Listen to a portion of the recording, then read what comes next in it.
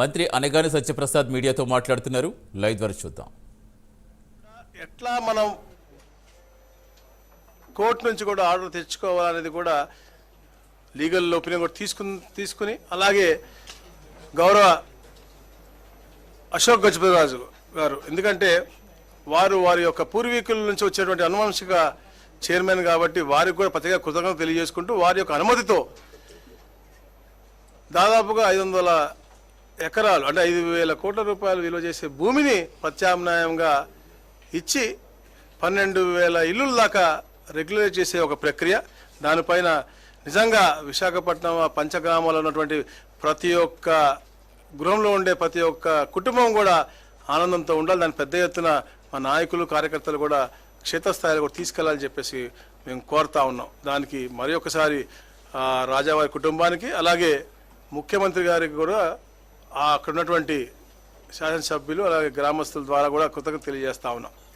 అలాగే ఏదైతే ఎప్పటి నుంచో ఉన్నటువంటి గత ప్రభుత్వం అంటే మా ప్రభుత్వం 2014-19లో దాదాపుగా 70,000 మందికి మేలుకు అంటే మంచి జరిగే విధంగా 296 జియో ఇచ్చారో దాంట్లో దాదాపుగా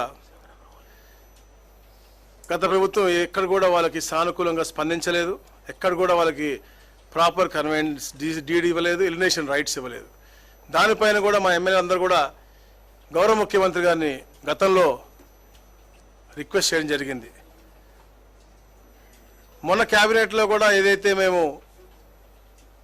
డిస్కస్ చేశామో 0 నుంచి 150 యార్డ్స్ ఉన్నాయి ఫ్రీ ఆఫ్ కాస్ట్ చేస్తూ ఉన్నామో 150 యార్డ్స్ నుంచి 300 ఉన్నటువంటి వాటికి 15% ఏదైతే ఇస్తానో దాని ప్రకారంగా ఇది కూడా చేయాలి. కాకపోతే వీటికి మాత్రం ఇప్పటి నుంచి 2 సంవత్సరాలు కాకుండా 2016-17లో ఇచ్చారు కాబట్టి ఆ డేట్ మీదనే వారికి ఇస్తే బాగుంటుందని చెప్పేసి అందరూ కోరడం జరిగింది. దానికి కూడా సానుకూలంగా స్పందించారు. నిజంగా విశాఖపట్నం పట్ల చంద్రబాబు నాయుడు గారికి ఉన్నటువంటి ప్రేమ, ఎందుకంటే రాష్ట్రంలో అన్ని ప్రాంతాల మీద ప్రేమ ఉంది. కాకపోతే ఇచ్చిన హామీలు కూడా ఎప్పుడు కూడా గవర్నమెంట్ మారినా కూడా గత ప్రభుత్వాలు ఇచ్చినటువంటి హామీలు కొన్ని సానుకూలంగా స్పందించారు. అప్పుడు 2017లో మేము ఇచ్చినటువంటి పట్టాలని కూడా కన్వెన్స్ డేట్ 2 yearsలో ఇవ్వాలి అని చెప్పి రాసి ఉన్నప్పటికి కూడా గత ప్రభుత్వం ఇవ్వబోవడం నిజంగా బాధాకరమైన విషయం. అందుకనే ఇప్పుడు రాగానే ఎమ్మెల్యేల కోరిక మేరకు ఆ 70,000 పట్టాలు ఏదైనా అందరికి కూడా ఇమ్మీడియట్ అంటే ఓల్డ్ డేటెడ్ కిందనే ఆ రోజు నుంచి ఎఫెక్ట్ అయ్యే విధంగానే ఆల్ రైట్స్ ఇచ్చే విధంగా కూడా చూస్తూ ఉన్నారు. అలాగే యుఎల్సి కూడా ముఖ్యంగా, ఎందుకంటే ఇది రాష్ట్రంలో ఉన్నటువంటి సమస్య. యుఎల్సీలో ఉన్నటువంటి ఎక్సెస్ ల్యాండ్ ఏదన్నా ఆక్యుపై అయ్యి ఉన్నా అవన్నీ చేసినా కూడా అది పిఓటి యాక్ట్ కింద వచ్చి 10 years ఆఫ్ ఎలిమినేషన్కి వస్తూ ఉంటుంది. కానీ ఈరోజు కూడా అది కూడా డిస్కషన్ రావటం, దాన్ని కూడా 2 years టైం పీరియడ్ పెట్టి అంటే ఒక పాజిటివ్ యాటిట్యూడ్ తీసుకొచ్చి ఎక్కడ సమస్యలు ఎందుకంటే ఎక్కువ సమస్యలు ఉన్నాయో అన్నీ కూడా తక్కువగా చేసి పరిష్కారం అనేది శీఘ్రంగా ఉండే విధంగా అన్నీ కూడా ప్రణాళిక చేసుకుంటూ ముందుకు వెళ్ళారు. అలాగే ముఖ్యంగా గాజువాక ప్రాంతం వాళ్ళు కూడా ఏది గతంలో 301 జియో ఇచ్చారో అది 2018 నుంచి అది నడుస్తున్నటువంటి ఇష్యూ. ఎలక్షన్ ముందు హడావిడిగా వీరు కూడా 6 నెలల ముందు చెప్పారు, కానీ అది పూర్తిగా కంప్లీట్ అవ్వనటువంటి పరిస్థితి. కేవలం 7,000 మంది పెట్టినటువంటి పరిస్థితి.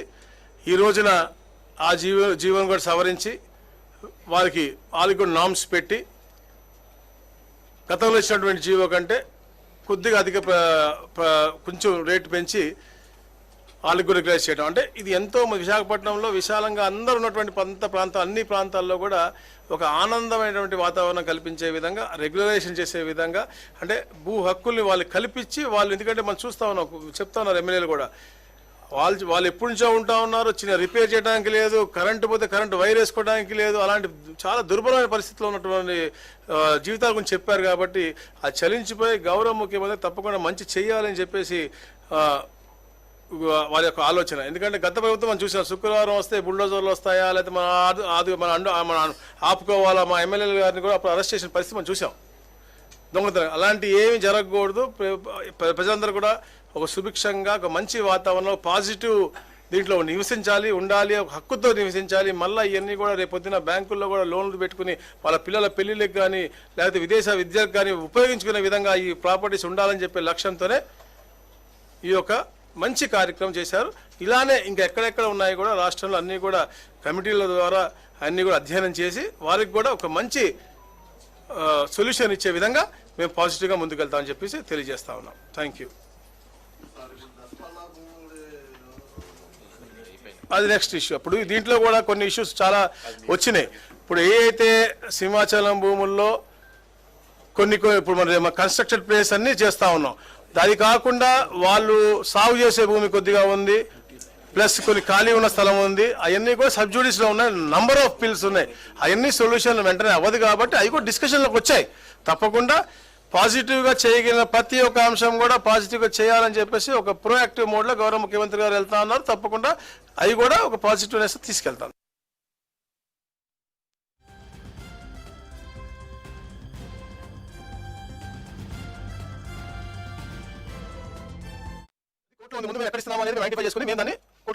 చేసిన తర్వాత అది రిలీజ్ అయిన తర్వాత పెద్ద కార్యక్రమం చేసి తప్పకుండా 12,000 కుటుంబాలకి న్యాయం చేసి వాళ్ళకి ఇస్తాము. అది మంచి వాతావరణంలో కూడా చేస్తాం తప్పకుండా. మా అది వేశారు విజిలెన్స్, ఇంతకుముందు విజిలెన్స్ వాళ్ళ రిపోర్ట్ కూడా ఉంది. ఈ రోజు పేపర్లో కూడా వచ్చింది. దాని మీద ఎస్పీ గారితో, సిఎఫ్ గారితో, కలెక్టర్ గారితో కమిటీ వేశారు. తప్పకుండా రిపోర్ట్ వచ్చిన తర్వాత యాక్షన్ అనేది డెఫినెట్గా ఉంటుంది. నేను గతంలో కూడా చెప్పాను, ఎంతటి పెద్దవారు ఉన్నా, మీరు మదనపల్లి ఫైల్స్ మనం అడిగారు, ఎంతటి పెద్దవారు ఉన్నా కూడా తప్పకుండా వారి మీద యాక్షన్ ఉంటుంది. మాకు ప్రాథమిక అంచనా వచ్చింది. ఎప్పుడు ఎలా వెబ్ ల్యాండ్లు మారినాయో, ఎప్పుడెప్పుడు ఎలా మారినాయో మాకు ప్రాథమిక అంచనా వచ్చింది. మేము కూడా గతంలో పత్రికా సోదరులకు చెప్పాము. మా కన్జర్వేటర్ ఆఫ్ ఫారెస్ట్ వాళ్ళకు కూడా వాళ్ళకి డ్రోన్ మ్యాప్స్ ఉన్నాయి, వాళ్ళకు కూడా ఉంది. వాళ్ళు చెప్పడం అంటే ఓవరాల్గా చెప్పడం, ఇక్కడ సర్వే నెంబర్ ఉంటే చూపించి బిల్డింగ్ మందరంలో కట్టినట్టు అలా కట్టినట్టు పరిస్థితిగా మాకు తెలుస్తూ ఉంది. ఎన్ని సర్వే రిపోర్ట్ పూర్తిగా రానివ్వండి. రిపోర్ట్ వచ్చిందో తప్పకుండా ఆధారాలతో పాటు మేము ముందు పెడతాం. తప్పకుండా కమిటీ వేశారు. 3 men జిల్లా SP, conservator of forest and collector గారితో ఒక కమిటీ వేశారు. ఆల్రెడీ అది సిఎస్ గారు ఆర్డర్ కూడా ఇచ్చారు ఇవాళ పొద్దున్నే. తప్పకుండా ఆ నివేదిక వచ్చిన తర్వాత మళ్ళీ ఇక్కడే కూర్చొని విత్ పక్కా ప్రూఫ్ మేము చెప్తాం. Thank you.